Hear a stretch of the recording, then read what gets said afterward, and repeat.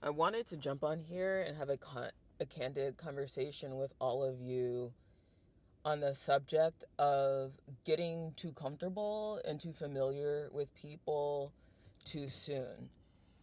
Sometimes in life, we go through challenging situations where we end up wishing we had more support, more allies, more people to lean on. And then once someone who's friendly, someone who's seemingly kind comes along, we're just ready to spill our guts to them, introduce them into our lives, our homes, introduce them to our social circles, but this person hasn't been vetted yet. You haven't seen the full breadth of their personality. You don't know their values. If they're cohesive with yours. You don't know any of these things. So being warm, being open and friendly when you're first meeting people is a social norm. It's the expectation whether you're male or female. Does that mean a man is going to be grinning ear to ear when he meets a man or a woman? No. But the point being is we are all raised in a society in the United States, that is. I'm in the US, I'm an American. Being gracious and courteous, pleasant is just par for the course. There's absolutely nothing special in that. When someone is being warm and friendly to you and you're first meeting them, assume this is etiquette, this is social grace, this is social appropriateness. Nothing more and nothing less. Next point. When you're in the process of meeting people, it's important to determine for yourself how much time you feel is normal, necessary, and appropriate for you to start giving people a little bit more information, giving them a little bit more of your heart space. And why is that? It's only through time that you can see a person's character. It's only through time that you start understanding someone's sense of humor or lack thereof. It's how you get to know who they are through the stories they tell and the information or anecdotes they share. It's only in time that you'll be able to see how consistent or inconsistent this person is.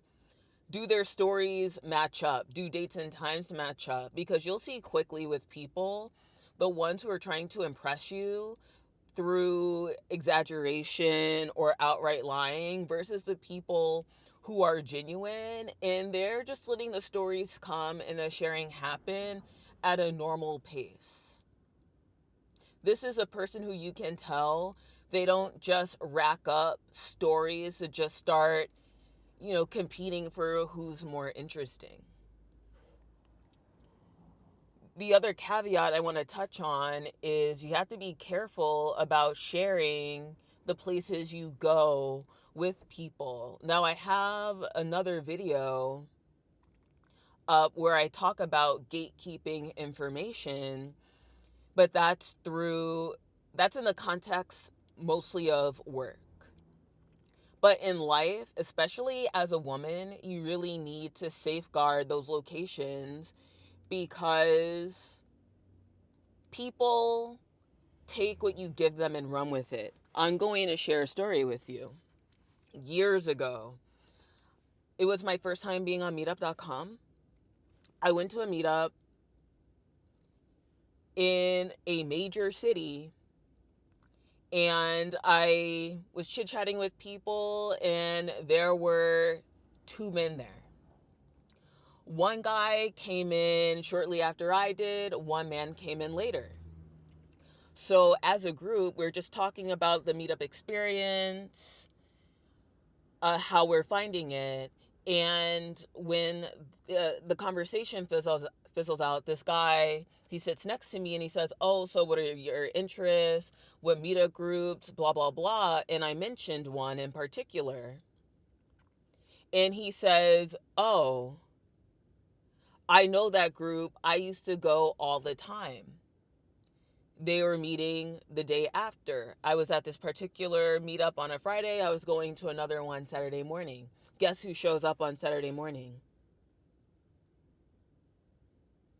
Guess who shows up?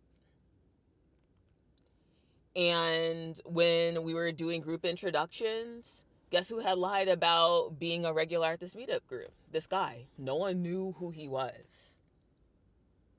And in this particular group, as is the case with many meetup groups, if not all of them, in case you're unfamiliar, there's pretty much always the person there who either started the group or they have volunteer types who run the group. So no one knew him. The second guy that was at the Friday night meetup, he had heard this guy speaking to me and he came over with his red lizard eyes, stoned, asking me the same question. But because like he was really grossing me out, he smelled like marijuana, he was intoxicated. I just said I had to leave and I didn't tell him anything, but whether he would or would not have shown up to that group, I couldn't say, but chances are it would have been on his mind. And if not the next Saturday, Saturdays to come. See what I'm saying? So this is also important when telling people where you work. I've had people straight up come to my job. This is especially dangerous if you have a public facing job, like working in retail, working for a public office where anyone could just come off the street and walk right into your office. Think about that. You have the assumption that people are normal, that people will behave normally. Some people, the ones who will show up to your office, the ones that know your name and then somehow overnight find all of your social media pages and start following you and commenting, there's something wrong with a person like that. This person has been given grace, the benefit of the doubt, has not been held accountable for their behavior. That is the only reason they're acting like this.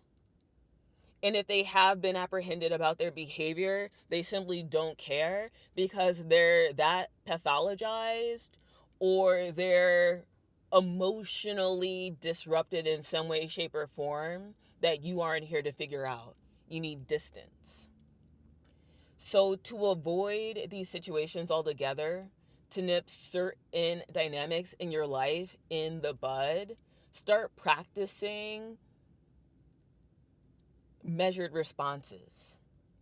Taking a pause before you respond to a statement. Taking a pause to decide if you really want to answer someone's question, especially if it's intrusive or would invade your privacy in some way, shape, or form. And you know what the best part is? You need not offer anyone an explanation. If you want to answer it, if you don't want to answer it, no explanation. If someone finds you cold and withholding, well, guess what? Maybe they're not the person you need in your life at this point in time. You don't owe anyone an open invite into your life. You don't owe anyone the logistics of where you are or where you have been. You don't even owe someone your entire resume. I had an old job where I had a coworker who would go on LinkedIn and she would look at people's work history, the things they've said they've achieved, and then she would list out ways they failed to do that at work as a reason why they shouldn't get a raise, but she should. A lot of people are just so comfortable and so used to putting it all out there for people on the internet, LinkedIn, Facebook, Instagram, TikTok, YouTube, that they forget that some things are not need to know information. Let's keep with the work context.